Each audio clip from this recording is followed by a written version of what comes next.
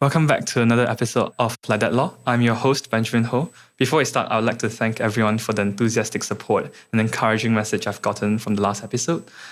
We have today a most interesting guest, Professor Wong Chin Huat, a political scientist at Sunway University and the deputy head for strategy at the Sustainable Development Solutions Network, SDSN, an initiative for the United Nations. He specializes in electoral system and understanding the intricacies of our political system, making him the perfect guest for our topic today on the state of Malaysia's electoral system and asking whether a voting system on the state of Malaysia's electoral system needs to move past the first past the post.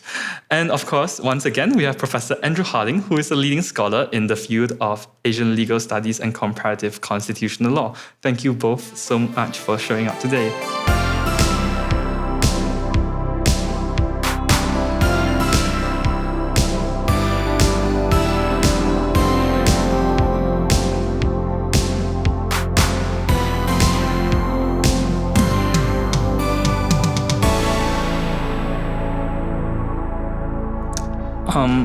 I think first question I would like to ask Professor Wong Chin Huat is on interstate malapportionment of vote share, which is an interesting term, interstates relating to the fact of different states having different vote share counts. So the idea is that different states would have a vote share that is different from another state. For example, in Selangor, you would have a bigger vote share differences as compared to Sarawak, where I think the number is 144,000 per seat, as opposed to another state in West Malaysia, where that number would be much higher. Did I get that right, Professor Chin Huat? Thanks, Benjamin, for having me. It's a great honor to be together, to be on your show, and together with Professor Harding, leading scholar that I have so much respect for. Thanks for having me. What we want to talk about malapportionment, let me unpack that idea. Democracy is premised on equality of citizen. So the idea is that every citizen should have a vote of roughly the same weight. That's what we call one person, one vote, one value principle. Because that we have states, so when we think about demarcating the whole country into different constituency, it normally takes two stages. You first allocate the seats to the state, then you carve out the states into the same number of the constituency allocated. That's the two process. So we have the difference between the average size of constituency, average electorate size of the constituency is called interstate apportionment or malapportionment. And within the state is intrastate. So an ideal system should minimize both inter and intrastate malapportionment. So they should be roughly equal. Now, this is unfortunately not the case in Malaysia. You mentioned just now about 140,000 for Selangor. This is the number that we have.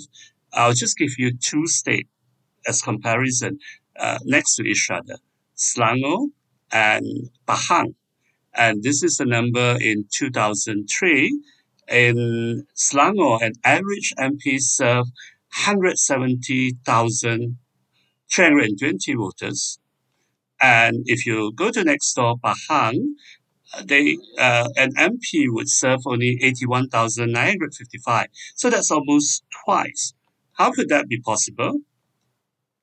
The simple reason is because in Malaysia, we have changed the system fundamentally in 1962 and then in 1973. 1962, 1963, and 1973. I'll go very quickly. Before 1962, the idea is that the allocations of seats would be decided by mathematics in both stages. So you look at the percentage of voters in the state. Let's say the state have 10%, then you allocate 10% of the seats. Then, if this 10% of the seats equal to 20 seats, you carve them out roughly about 20%. There's some room for some allowance for discrepancy, but they are basically capped. Why do we use mathematics? That idea go back to impartiality, because mathematics is not a card carrying member of any political party. So people can then accept the outcome. Now, this was changed in 1962 because at that time the federal government wanted to control the process. So they did away that, and they say now we would just basically have a single rule. Before 62, the rule was within the state is plus minus 15% from the state average. So in 1962, the constitution was amended such that there's only one single rule that you would have a national average, and then the largest and the smallest constituency are not supposed to exceed 50% from the average, plus minus. So they don't think about like what happened with the state. As long as your constituency doesn't cross the state border and you keep within that national 50% discrepancy is acceptable. What happened in 1963? And this is a part we are now going into that debate between many Malaysians. A lot of East Malaysians demanding 35% of representations in the Dewan Rakyat. Currently, they enjoy 25% with about 17% of electorate. So they are enjoying an overrepresentation. They are asking for greater overrepresentation on the ground that they should have a veto power against any constitutional amendment. And how did we actually get into that part? What happened in 1963 was that uh, Malaysia was the idea of Malaysia came out as a solution to deal with both the Cold War and communal politics. Why Cold War? Because Singapore was on the way to gain independence, but is likely to fall into the communist hand. So Singapore want to merge with, reunify with Malaya. But Singapore has had too many Chinese, so Malaya is not keen to get a Chinese. So the deal was to say, we're going to get Sabah Sarawak and if possible Brunei, but ultimately, the number of Singaporean voters are much larger. So the solution was that uh, Singapore, despite having about twice the populations of Sabah and Sarawak, Singapore would only get 15 seats, while Sarawak got 24 and Sabah 16, on top of Malaya existing 104. So the part here is that that's the start where the number of seats were fixed rather than going by a mathematical formula. Now, the idea to Can I protect can I these just states. can I just come in here for a moment, Chinwai, just to clarify this for our viewers and listeners. Um, I think what we're saying here is that I mean, in theory, we should just do it completely mathematically, but the problem is that other considerations come into the designing of this system. An obvious one being, I mean, the operation of politics, which is what is happening, I think, in 1963. But we've also got sort of immovable problems like, mountains and rivers and, geography, jungles, which form kind of natural barriers, and you surely want some sort of sense of identity of particular constituencies, right? Rather than just, if you did it on a mathematical basis, it would you'd produce some pretty peculiar results. Isn't that right? There's actually two parts of that issue.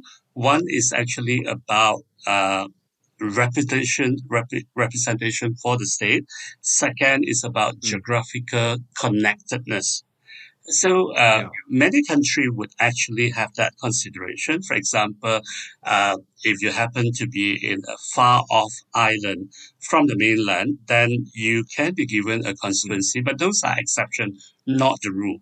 What happened in Malaysia is that in the later years, the Election Commission took it as a rule that in year 2003 they came up with something that was completely unconstitutional. They say that we would decide five criteria that starting from metropolitans to rural and semi-rural in between. Mm. The idea is then you Mm. have a fixed due to decide what it is.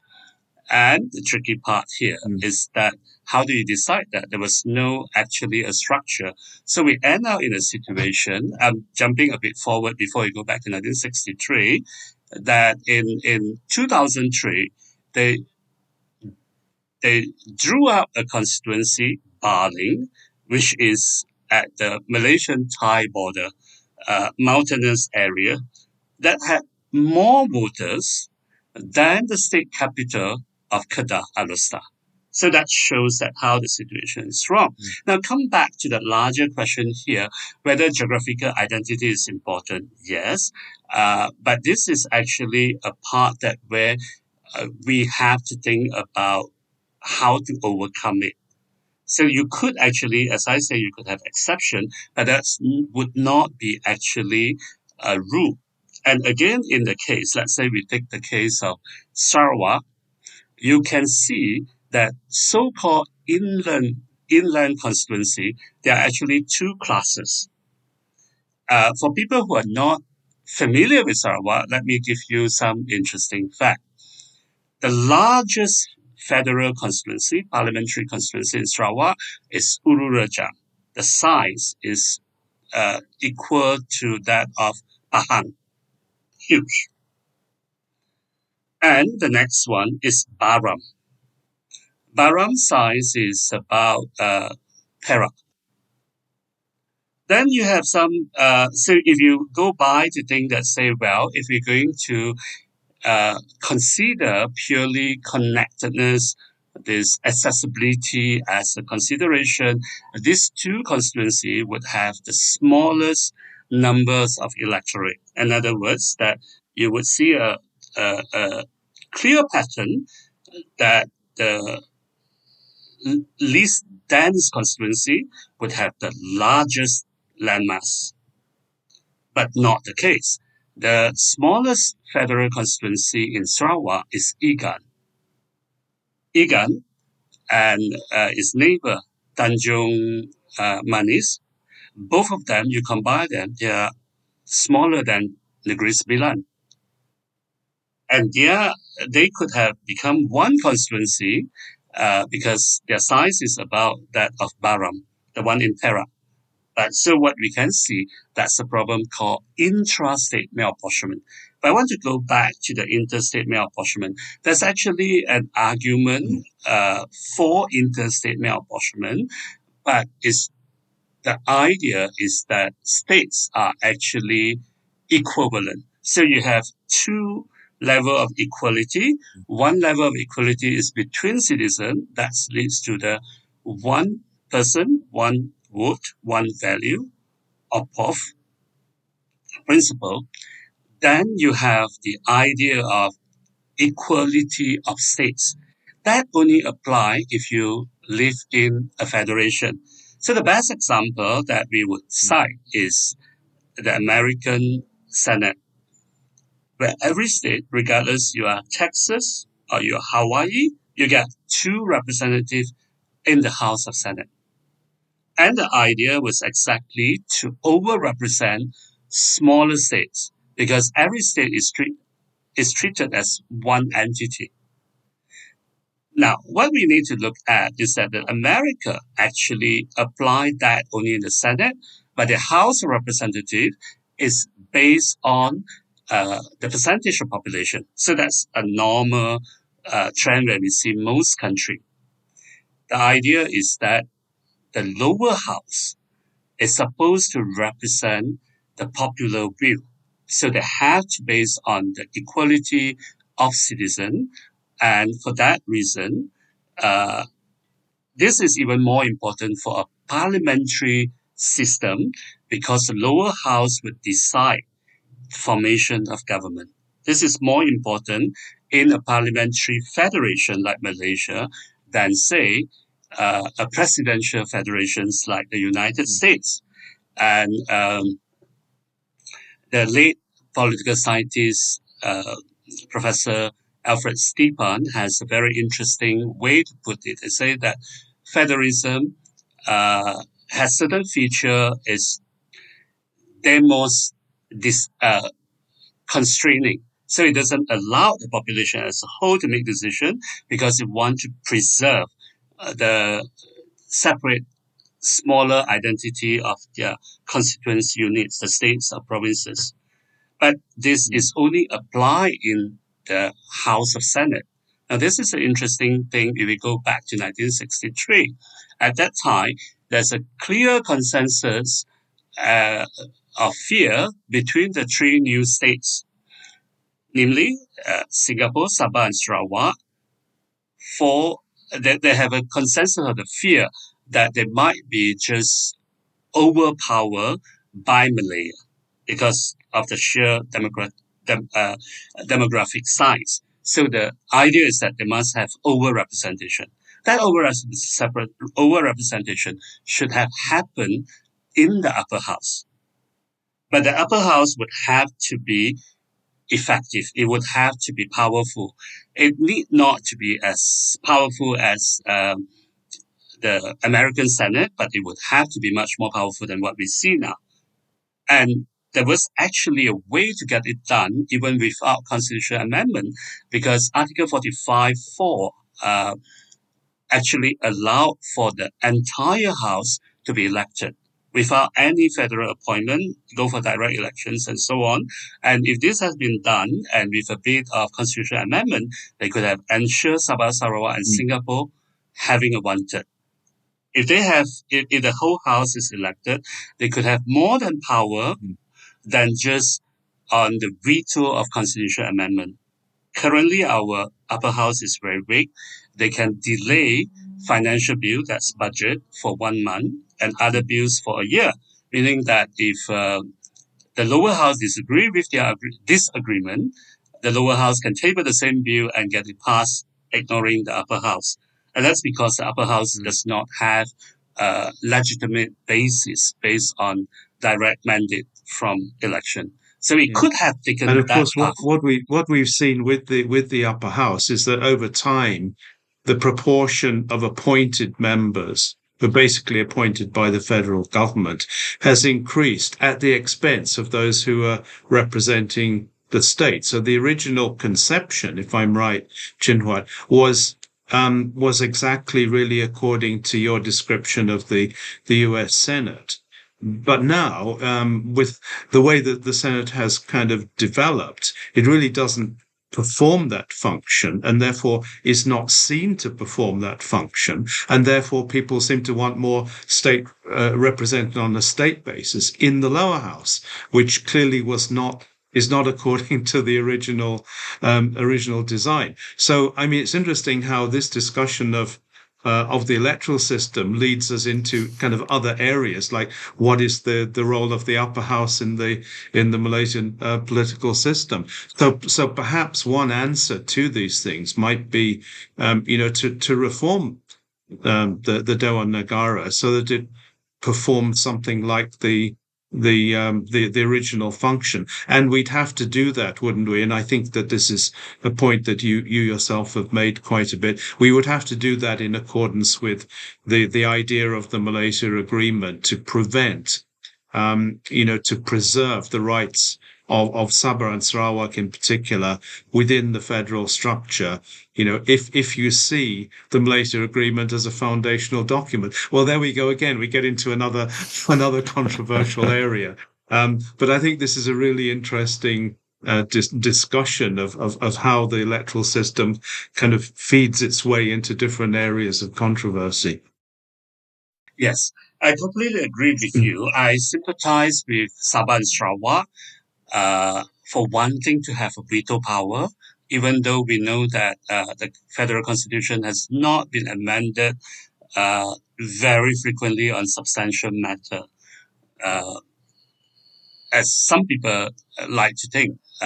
But coming back to that, and why having it in the lower house, well, we can understand why it's not a best solution. Is because that it could actually lead to political instability. Just very simple, that if you have 35% from the lower house representing 17% of the voters at the maximum, you can have a minimum majority government with another uh, another 16% from West Malaysia. That could mean we can have a national government that has the majority power, allowing it to bulldoze a lot of things, short of constitutional amendment, in the very majoritarian winner takes all system, while it can be electorally a minority government. So what you could see then is that you would have the backlash much more than what have caused the first PH government to collapse in 2020. Some of our friends in Sabah and Sarawak, doesn't care that much about that because they think that the system should be opened up, and if you have some creative disruption, is a good thing, and probably more conservative. So I prefer Sabah and Sarawak to have that power of blocking any constitutional amendment, to have even stronger say through an elected Senate. And that can be done for Sabah and Sarawak before we sort out the rest. We can immediately give Sabah and Sarawak 35% plus with Labuan included, because currently we have 70 seats and Sabah and Sarawak both each has only 2 seats. So if you're going to give another 15 seats each, they would have 17 seats together with 34 seats, plus Labuan will be 35, and the total, it changed from 70 plus 36, 100. East Malaysia would have 35%. So that's a quicker way, and that can be done without waiting. It can happen before GE16. Why is it so important? Because GE16 could actually return a majority government purely from West Malaysia. Now, if that happened, Sabah and Sarawak would not have that much of bargaining power to press for what they want. And a federal government that's heavily based on Malay Muslim unity in Peninsula would unlikely be very accommodative to the needs of Borneo. So, but that's the issue. So we go back to what Benjamin mentioned just now, what happened in about this the number. So in 1963, for the first time, the seats in the lower house are decided by explicitly non-formula, but an arbitrary number decided by the parliament. So 104 for Malaya, 24 for Sarawak, 16 for Sabah, and 15 for Singapore. Now, in 1973, so when Singapore left, the 15 seats were not reallocated to others. The number went down from 159 to 144 for about 9 years. So in 1973, the constitution was amended again. This round, it spelled out the number for every state in Malaya, in the peninsula. So basically, the removal of mathematics was completed for all the states and the federal territory. And what's the problem with that is that the parliament can then decide what seats they want to do, and what seats they want to get to every state arbitrarily. And this is why we end up having Pahang, an average constituency in Selangor, having twice the number of electorate in an average parliamentary constituency in Pahang. And what happened in between from 1973 until 2003 is that 4 rounds of seats increase. So 1974 for one round starting from 1974, the next round starting 1984 to 87, and the third round was somewhere around 1994. The fourth round was 2003 and 2005. And so this is something that made Malaysian Parliament, the lower house, very unique. Our lower house is like a teenager. So every about 2 elections or 10 years, it would actually grow larger and larger. And the reason is because Malaysia, both the ruling elites and most voters do not accept or do not know about this idea of reapportionment. What is reapportionment? Reapportionment is reallocations of constituency or seats from the least dense states or provinces to the most dense states or provinces. So, for example, over time in New York, the state of New York has lost a few seats to states in the south like Texas or California because the New York voters do not make enough baby and some of them move down south. So they just have to lose seats. And so what you see is that the size of seats in the House of Representatives in the US remain 435 since 1911 until today. Even the population has grown 3 times. So that's very normal. Why? Because that we need a parliament to make laws. So you cannot have an ever expanding size. You do not need a certain ratio between voters and their representative. You don't have something say every 100,000 we must have a representative. No, you have to look at the overall size of the house because you have based on that you decide what size you want and how much time you have in parliamentary settings and so on. So it's actually, as Professor Harding say, it's actually about parliamentary affair. So you decide the total, then you decide how to separate the seats. But in Malaysia, Okay, just to get a sort of practical handle on this, Chin Huat. I mean, obviously, the Malaysian population has increased enormously over the last few decades. I just wonder, to what extent, has there been a lot of internal migration? I mean, is it the case, for example, that that Selangor has increased population much more than other areas, or I mean, how does this kind of demographic work in your view over I time? thank you. Professor Harding, that's very good questions. I do not have exact figure, but what we know is that Malaysia used to be just perhaps half the populations in urban area or less than half, but today it's about 80%.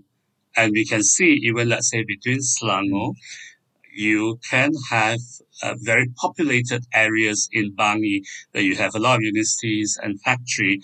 But if you go to Sabah Benam, that is rather depopulated. So that's a trend. And that's actually that's changed the context and landscape of our communal politics because in the past, in the early decades, the idea was that Malays would be rural and non-Malays urban, and urban would then be non-Malays. But today, the urban is actually predominantly Malay. I'll just give a number to show that out of the 20th largest constituency in the whole country, 9 of them has a Malay majority. And another 6 has a Malay plurality, meaning Malay is the largest group, but not exactly more than half of the electorate. So Malay majority or plurality constituency make up 16 out of top 20 constituency. This is how things have changed.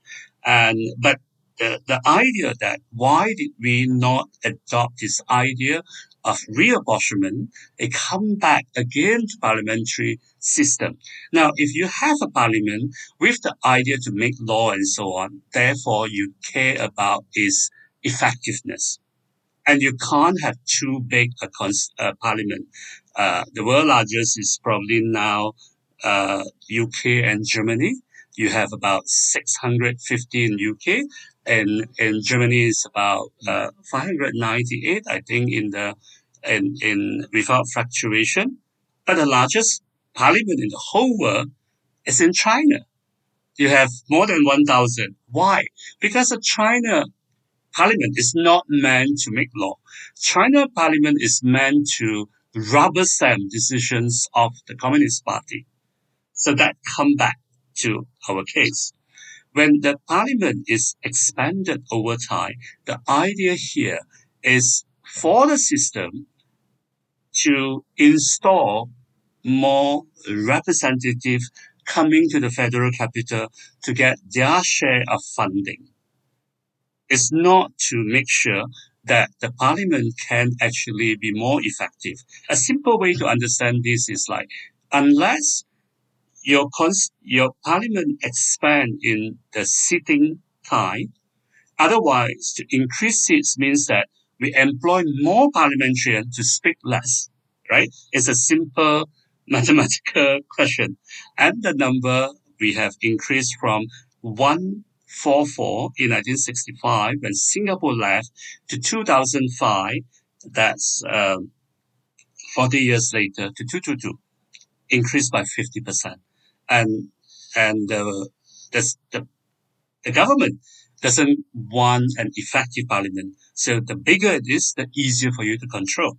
And the voters do not care about the effectiveness of parliament because the parliament has never been effective.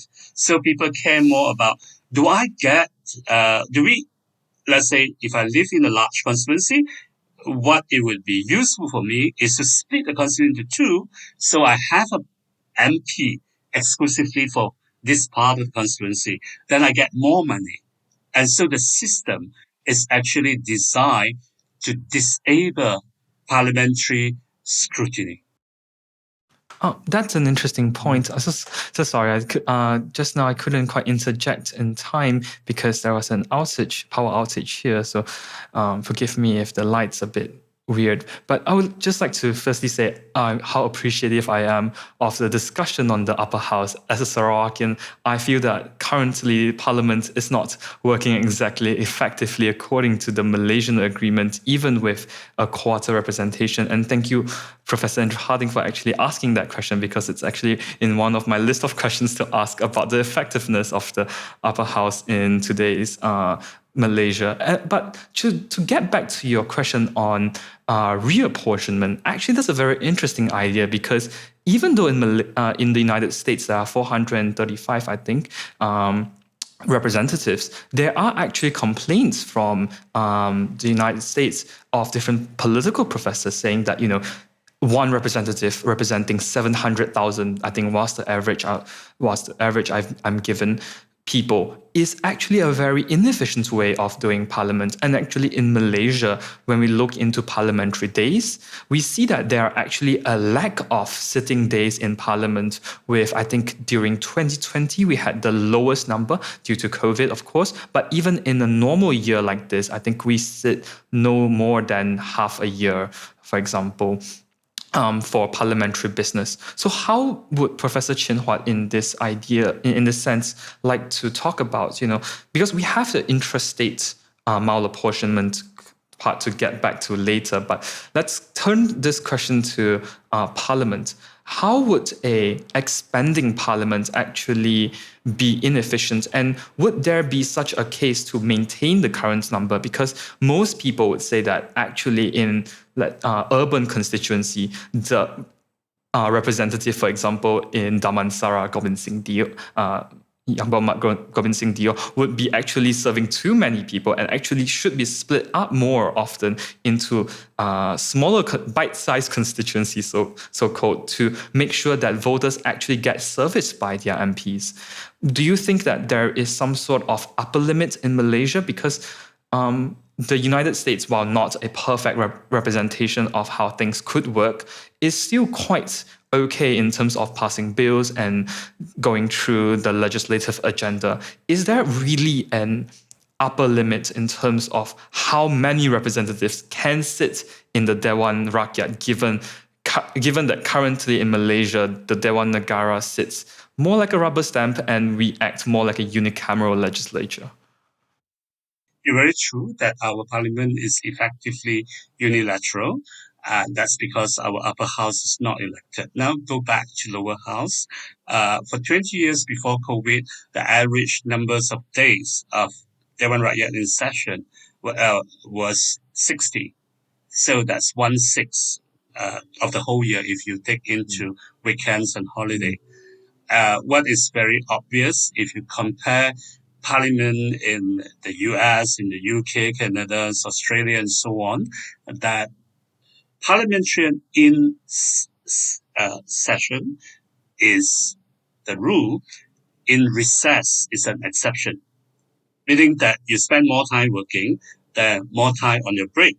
In Malaysia, it's the other way around.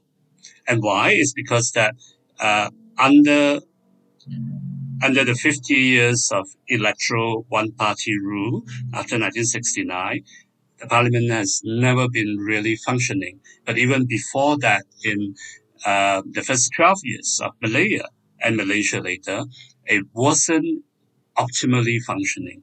So for that reason, if you need a rubber stamp, it doesn't require the rubber stamp to be in show for a long time. They just need to pass it, right? What should we do?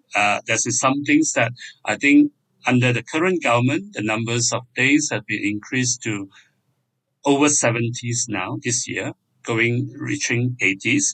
But eventually we should push for more than 100 and so on, with some day exclusively reserved for non-governmental business, meaning that it's exclusively for opposition MPs and government backbenchers, so that it would not just about increase in total, but also that you would have more room for non-minister MP. Now that also would in turn help representations of state interests and so on. But that's another issue. Come back to this. Should we actually set numbers of the seats, numbers of, should we cap the numbers of constituents per parliamentarian? Now that idea again go back to think that is a question of we decide mechanically how many people can be served by one MP, and then we round them up to get the total. But a proper way to think about legislature is to decide the total, then you divide it back. So why is it that YB Gobind Singh Dio has a large constituency to serve? Now, the more ridiculous one is not his constituency, but Sharizan Johan's constituency. It has around 300,000, more than 300,000 voters, while the smallest one, Suburban, has only about 51,000, so 1-6. And that is not just because that, clearly not just because of population group. It's because the previous election commission has been acting unconstitutionally. The constitution demands that the constituency within the same state has to have approximately equal. Approximately equal, that's the exact term used in the federal constitution for the number of voters. Meaning that if the election commission has go on that, and today the seats in Selangor would be around 170,000. The one may go to 200, the other one may be 150, 120, but it would not be something like 351. It would not be that way. So this was the fault of the election commission. And by splitting constituency, go back to this idea that say we should just add seats. We should just increase seats. But increase seats, if you is not come in a package of parliamentary reform, basically we are just paying more parliamentarians to do less if their work is defined as speaking in the House. So this is something we have to change. And we come back to this idea about parliamentary services. Why? Okay, let's put it this way. If you have small constituency, meaning that one of very 2-3 MPs serving a constituency, then constituency work is a must. This happens everywhere. However, in Malaysia, the demand for constituency work is particularly salient because we do not have elected local government. Because we do not have elected local government, and local government remains very important in our daily life. So people feel the need to say, I want to get my elected representative to deliver works for me, including, say, if the road is broken, if I go to the local government, the road has a lot of potholes. If I go through the local government, it probably take a long time before I get all these things sorted out. I want to get my MP to get the money now. Why? Because I voted for him or her. So he or she owe me the favor. I can demand him or her, but not a councillor, not the presidents of the municipal council and so on. So that part is something we have to solve. And before we solve that problem, of course, we are now going into another problem is that unequal constituency development fund for government and opposition MP. I'm not going deep into that, but that's another to show that how majority in our system is. I think that's a very interesting observation in terms of how unelected local government leads to the need, the subjective view that we need our MP to actually do local work, when in fact I think MPs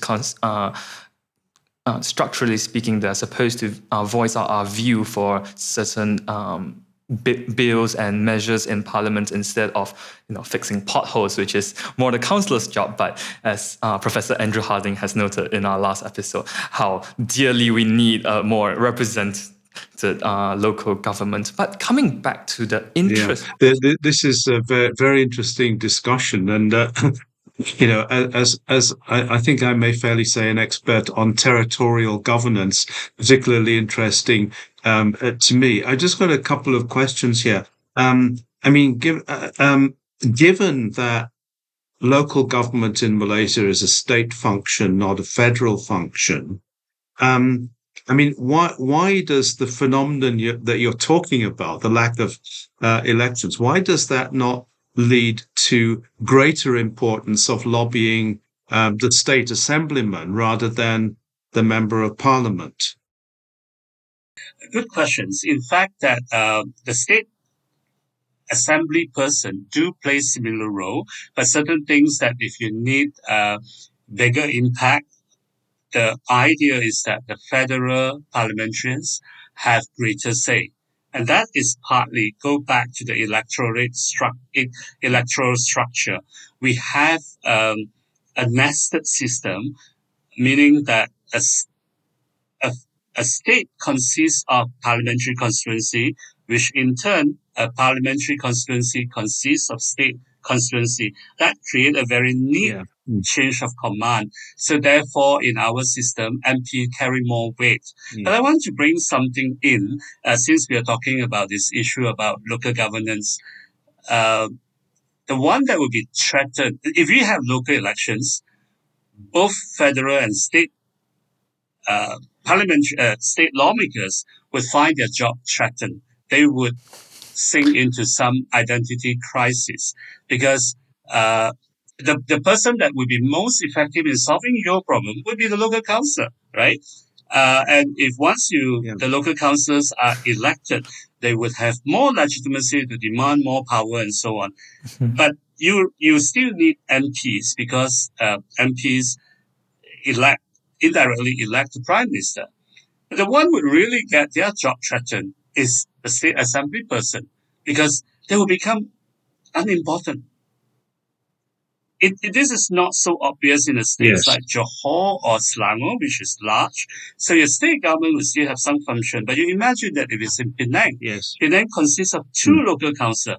If the two local councils are both elected, the mayor, even if we go by a parliamentary system, you have indirectly elected mayor, the mayor would have greater power than the chief minister. So chief minister would find his or her job hollow.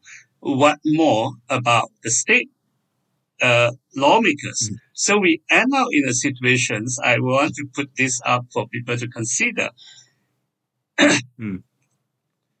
We have the trouble of getting local election, not just because of the communal issue, which is largely a myth, not just because that the party has ruling parties of any side have this built-in interest to keep all this job as on their disposal as patronage. But the current system is so rigid that if you're going to have local elections without decentralizations or devolution of power from the federal government to the state government, states would lose its political relevance to a large extent.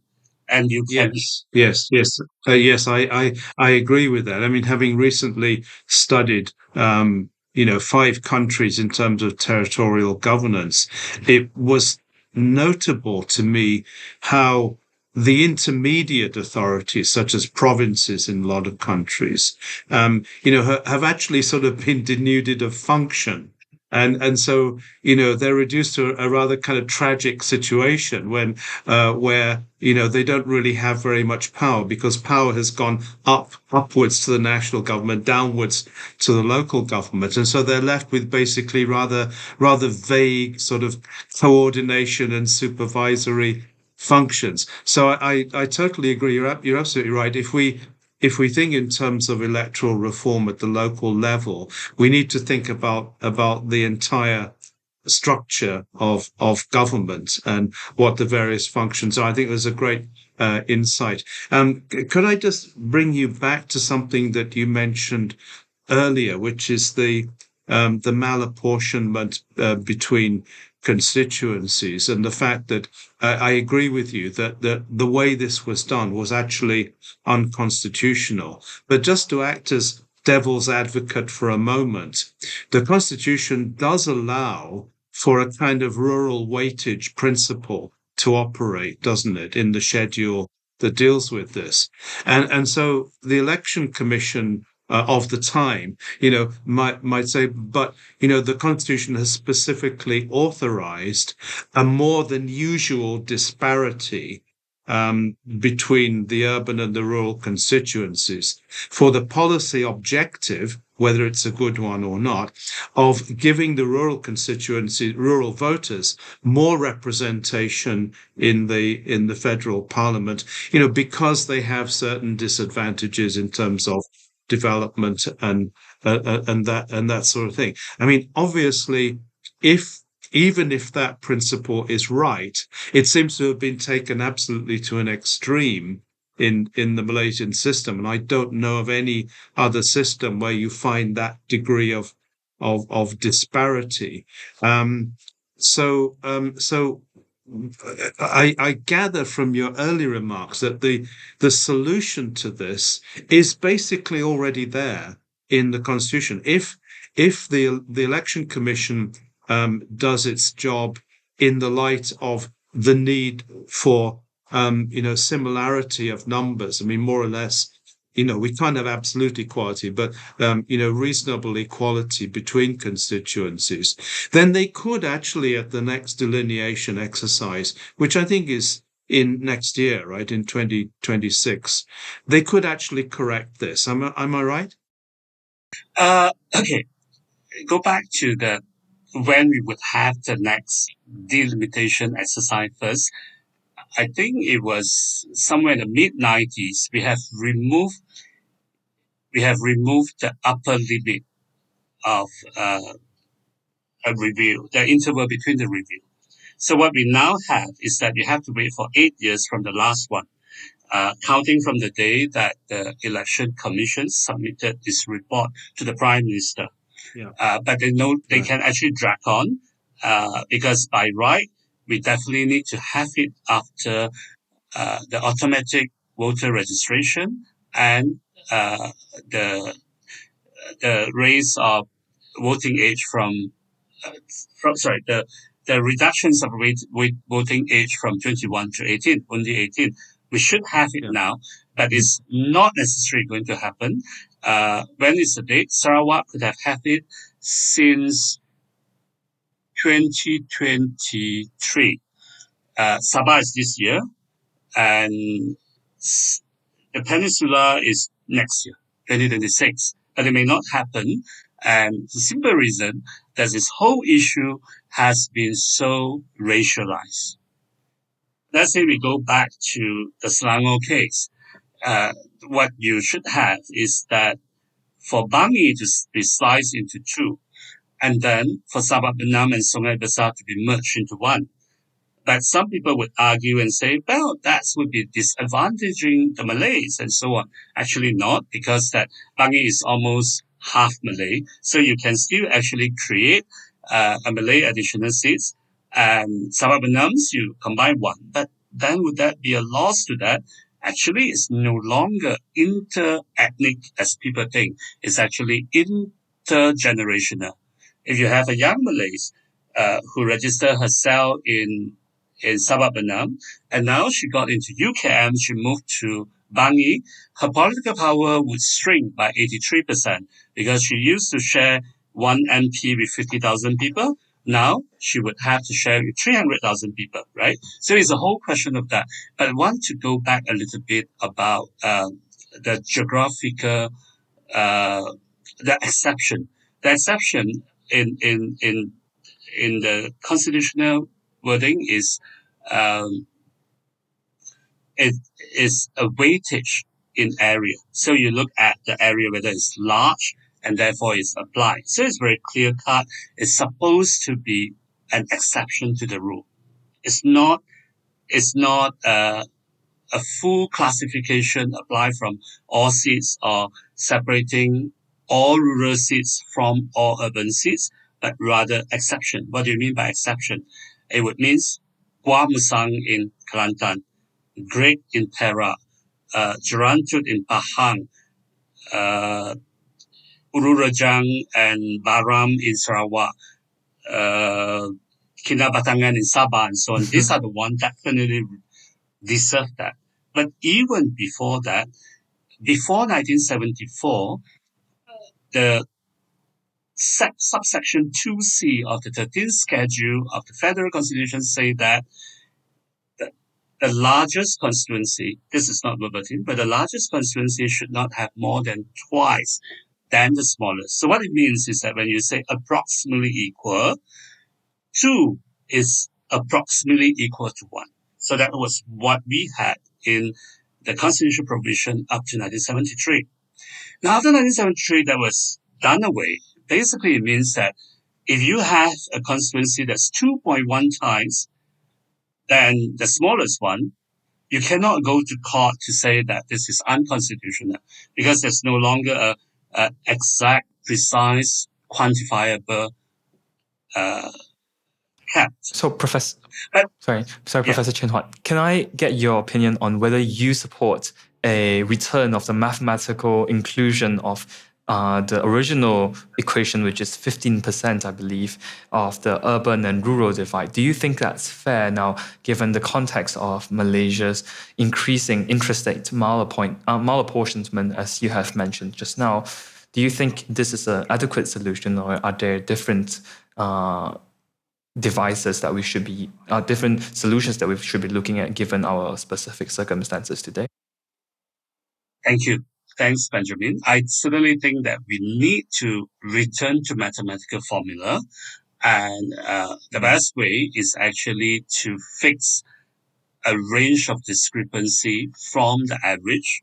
Whether or not it have to be exactly 15%, some people will push for 10%, some people will say 33.33% is acceptable. That we can debate a bit later. But we should do that. But more importantly, we need to restore 1163, Article 1163 and 345, that actually allocates the seats across the states based on the electoral and demographic weight. That is more important. And of course, without hurting the legitimate interests of Sabah and Sarawak, this should happen after Sabah and Sarawak are given wanted representation in the upper house and elected and empowered upper house.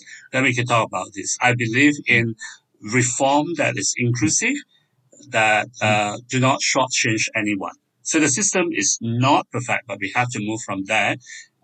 What go back to just now, that point was that the Election Commission has been ignoring that because they use it to apply on every constituency.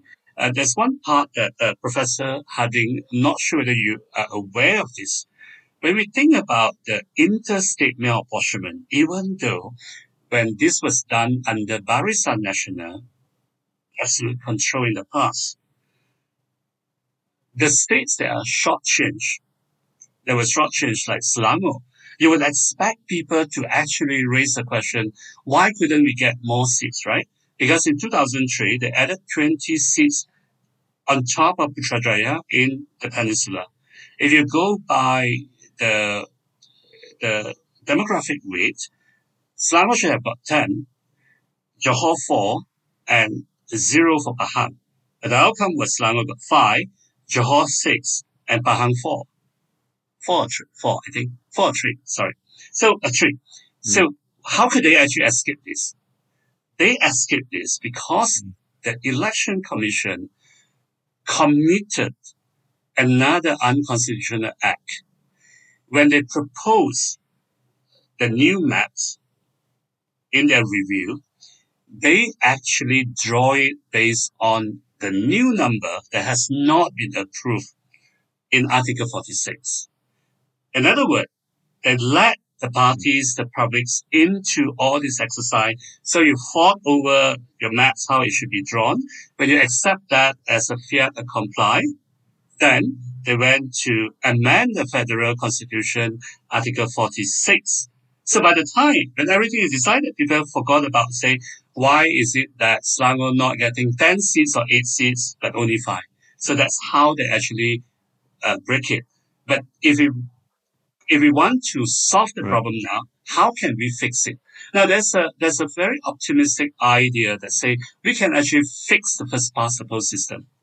I would say it's possible to fix interstate mail apportionment, meaning making every parliamentary constituency in Selangor having a number that's more or less approximately equal to 170,000. That's possible. All you need is just a decent election commission to abide the federal constitution. But it's not possible for you to fix the discrepancy between 170,000 average voters in Selangor and 81,000 voters in Pahang. Why? Because you had to change Article 46. You had to take out from Pahang to give to Selangor. Selangor will be very happy to get it, but Pahang would protest, right? So basically, the biggest obstacle to fixing the system now is we cannot get existing batch of parliamentarians to sign a partial layoff notice for some of them. If you're going to say now we're going to fix it, in some country, they managed to do it. They managed to get the parliamentarian to agree that, say, we want to downsize the parliament. I mean, recently you have it in Germany, but previously in Taiwan and so on. But Malaysia, they would not agree. They would make a big fuss, so you never get passed. How can we fix it? The only way I can think of fixing it is to actually add seats. This was your earlier question, Professor Harding. You say, should we actually add seats? I would say we must not add any seats on the first past the post, because that would lead us into greater addiction. So every time you cannot solve your problem, add seats. But adding the seats does not guarantee even a temporarily more equal apportionment. it's more likely you just delay the problem. How do we add the seats? We should emulate what countries like Thailand, Japan, and Taiwan do. They have another sets of parliamentarians that are elected on close list proportional representation, meaning that in those countries you have two ballots. One ballot, one ballot is for your first past the post parliamentarians, just like what we have now. The other ballot, you would vote for the party, and then we allocate the seats by vote share to the party. Yeah. So that's a kind of a mixed system that has proved to be quite successful, I think, in some countries. But what proportion of seats would you allocate to these two different systems? I mean, would the first past the post still dominate, or would it be equal, or would you like to see more of the party list type of members? In the long run, I would prefer to have one that say maybe about 50 or 60% proportional representation. But this is a long run, maybe 30 years from now. What I would look for that I think is a reasonable starting point is perhaps 33%, one third. So now we currently have 2-2. If we add 1-1-1, then 2/3 of the seat will still be first past the post. So it would not be something too shocking. But I'm happy when we just add 20%, because the whole idea here is that we need two things. One, we need to introduce the idea, we need actually three things. We need proportionality. So if you cannot fix your first past the post, because of all these political obstacles of communal politics, or because you can't get away with 46%, Article 46 amendment, then at least you have the party list to dilute the disproportionality. That's first.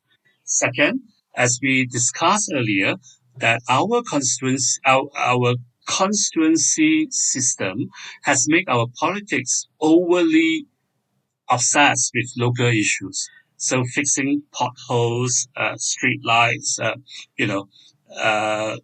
bridges, whatsoever things, instead of looking at issues. So you see that, for example, we might have a certain constituency push for environmental issues, like Linus in the past, but we do not have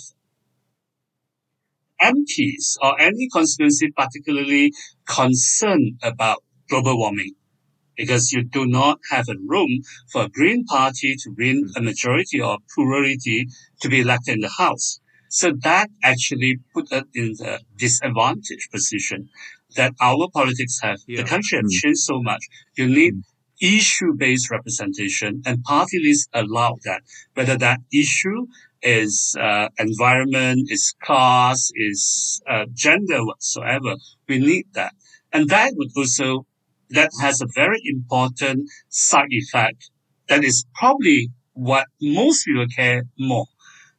If you have non-communal division, it would actually dilute the salience of communal division. So people would start talking more about other issues than arguing over whose God is more powerful, whose ancestor come to this country first, whose language is more useful, and so on. So, can I get a grip on the proportional representation system that you are looking into? So when you're saying that we are looking into issues that go past beyond the salience of local issues, so that would be done via the first past the post system. How would you suggest that? Like, for example, in the upcoming G16, that a proportional representation system be added in. I think this would be one of our last questions. I'm so sorry to not interject here and there. I think you made excellent points, and I think we've gone through quite a number of things already, and we are here arriving at the problems that we are facing with the mismatch that is resulted from our first past the post system, where the salience of weak issues, for example, that are not so obvious for MPs in different areas, that will not have constituents going up to them and saying, hey, look, we are very concerned about global warming, but they would probably say more like, hey, look, the garbage truck is not coming on time. Hey, look, the potholes are really getting out of whack here. How would you introduce this ballot measure as something more palatable, for example, to local Malaysians who may not understand why they need such a proportional representation, as they view that this sort of system of first past the post sometimes can be complicated to navigate already, where we have 4 parties, 5 parties contesting in one electoral district, or people with or other people who would say in a district where there are a high number of elderlies, for example, that it's very hard for them to understand the differences between these parties already, and to reintroduce them to a different set of politics may be too much. Do you have a response to that, and how would you try to ease Malaysians into the culture of understanding the need for proportional representation? Now, so we are talking about a mixed member majoritarian system, as in Thailand, Japan, and Taiwan. It's not very complicated. I'm just going to talk about a new part, is closed list proportional representation. What it means is that, let's give an exact example. Just now I propose to say that we should add 50% extra party list seats, so that 222 first past the post seats would be accompanied by 111, right? Now, without fixing interstate mail apportionment, let's just do a very simple one. Let's say every state get 50% more. So Selangor, with 22 seats, they will get 11 seats extra. Now, what happened to someone who live in Johor with 13 seats? So what happened to someone who live in Johor and say, I have, now you have 2 ballots? What does it mean? It means that you still, where is Reading University? Which constituency are you in? Iskandar Putri. Okay, Iskandar Putri. So you still live in Iskandar Putri, you have that ballot. Let's say if your incumbent MP come back to run, it will be Liu Chin Tong against someone from, say, PN, right? Then, on the other hand, you would have the chance to vote for a party. It looks very similar with first past the post, except the first past the post, you have a name, you have a party ballot. But now, we would have another constituency, is a whole of Johor as a constituency. So no redelineation needed, and therefore it's possible for you to have it before GE16 if we can achieve that consensus. What do? The 13 seats for Johor will be up for grab for any party that put up their own list. So a party can put up 13 candidate as the maximum. And if, let's say, a party or coalition win 50% of the seats, this party would get at least 7 seats. 6.5, so it becomes 7. Now, depending on how the seats are scattered, it may not be exact proportionality, but it'll be much more proportionate than now. So every party actually get that. Why this is good is you can actually allow the party, even allies, to compete each other. So this is a part that what I want to say. This is good for Madani government, because Madani government, as we have seen in the 2023 state election, encounter a problem of transferability. What it means is that 1 plus 1 is less than 2. PH and BN come together. They contest in the state election. They're supposed to bring their supporters together so they would have outnumber PN and maybe have a clean sheets in many places, in many states. It didn't happen because some UMNO member found it so hard to vote for PH. They want the party to be in a position competing for dominance of government. But now they become a junior partner. They won't have a chance. So they don't feel like they want to vote. And PH, with what happened last year, KK Mart and so on, many of the supporters probably would find very hard to vote for UMNO. So they're going to have a more serious problem in G16. But if you're going to have these 2 ballots together, PH and BN can agree on a common candidate. but they can also present two separate lists for the party list. So now if I'm an UMNO supporters, I happen to be in Iskandar Putri. It's Liu Chintong, bloody DAP guy. I don't like him. Even though I still want my party to be in government, I'm going out to vote because I can, in the party list, I'm going to vote for UMNO. And because I'm going out to vote, I may be more persuaded by my party to say, the first past the post would give to Liu Jintong. Never mind, because they would be our partner. As long as we have enough Malay coming out to vote for UMNO, we're going to outnumber PH. We still keep PH as our partner, but we would be the big brother, no longer the junior partner. Now, the same thing can actually work for PH supporters. So this is good for them because they can overcome the transferability issue.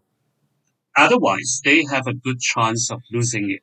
Because if it's reduced to two blocks, and one is multi-ethnic coalition, that's PHBM in Semenanjung, and then the other one is PN, for the median Malay voters may actually think that, say, I prefer all Malay blocked, and therefore you will lose, because I don't have a choice between UMNO and PN.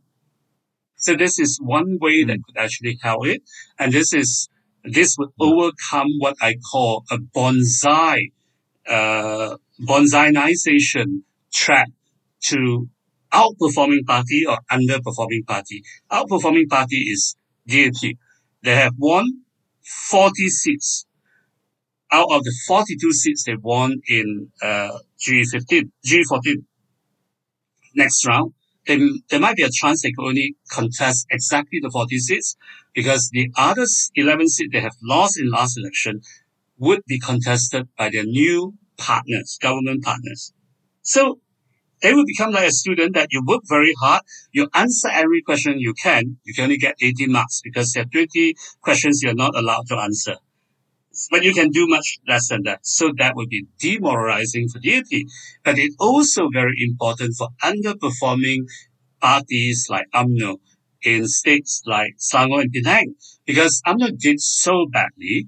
So next round, you would expect UMNO to be given one or two seats where PH have not won, and that basically put UMNO in a very disadvantaged position. People would say that UMNO supporter would say, "You're going to lose. Why should I vote for you?" So that's how it would help. Now, there's this idea. I know that we are running out of time, but I'm going to wrap it up on one thing, that why this is a mixed system is better than a pure first past the post system in bringing about moderate politics. And second point I want to make is that how this can actually overcome reapportionment problem.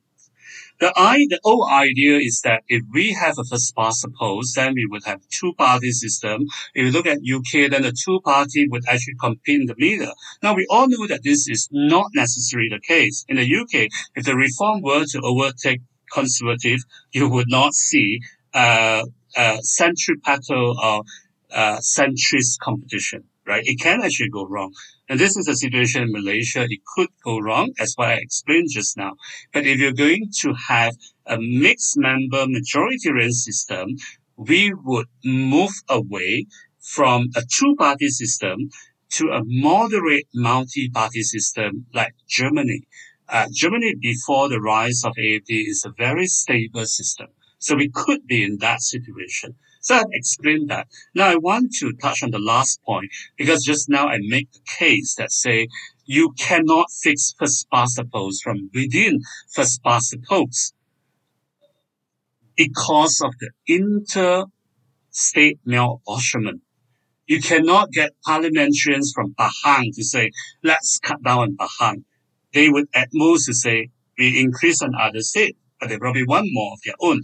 How do we overcome this? If you have a mixed member majoritarian system, as in Johor, just now we talked about, that is, it would be without fixing interstate malapportionment, but we can overcome this one later. Let's say we start with Johor 26 for first past the post, you get 13 for your party list. Pahang, you have 14. and you should get 7. Now, to get anywhere closer to interstate equal apportionment, we need to cut down on the total number of seats in Pahang, right? So you probably need to give them less than 7. But next round, 10 years later, they're going to lose more voters to Selangor again. How do you persuade them to accept this? If you have 2-track, the incumbent whose constituency disappear because of reapportionment can always pressure his or her party to put him or her right at the top of the party list. So basically, the one who lose their constituency and do not get compensated are the weaker MPs. This is a way, by appealing to the self-interest to the stronger warlord, let's say, you can be safe even we try to be fairer now. Only your weaker colleagues will be sacrificed. So that's the way we can actually persuade existing MP to sign up for that, because you first create the seats, then you say in the future we're going to have reapportionment, but even with reapportionment, states that are going to lose their seats, you have a second track. You can transfer from first past the post to party list. So if we take the case of Selangor, let's say Sabak Benam and Sungai Besar were to combine into one, and one of them can actually press for the party and say, you put me right at the top of UMNO seats party list, so I still have a chance to come back. And all you need to do is tell the politician, save yourself. Don't care about your weaker colleagues. They deserve to be winnowed out, but not you. So that's a way to do it to persuade them to support reform without sacrificing their self-interest. I think that's a wonderful conclusion to our podcast today. Though we didn't get to everything, I think Professor Chin Huat's wonderful representation of how we could move forward in reforming the electoral system with the party-list proportional representation is actually, to my ears, preliminarily speaking, very workable idea in the upcoming general election. Thank you so much again, Professor Chin Huat, for your expertise in this area of electoral system. It's been a pleasure having you. I think in terms of the party list, a proportional representation system, I've definitely never heard that from anywhere before. Just goes to showcase how knowledgeable you are in this area, showcasing the different needs and system of interest within the political system that we have to navigate here in Malaysia. And thank you once again, Professor Andrew Harding, for coming onto our podcast and asking all these very insightful questions on, relate on the electoral system and in relation to the constitution here today in Malaysia. It's been such a pleasure listening to both of you. Thank you. And I hope we will do another podcast. If any of our viewers have any questions, do drop them down either in the comment section or email them to our podcast email. And we'll see you in the next round. Thank you so much once again, Professor Andrew Harding, Professor Chin Huat.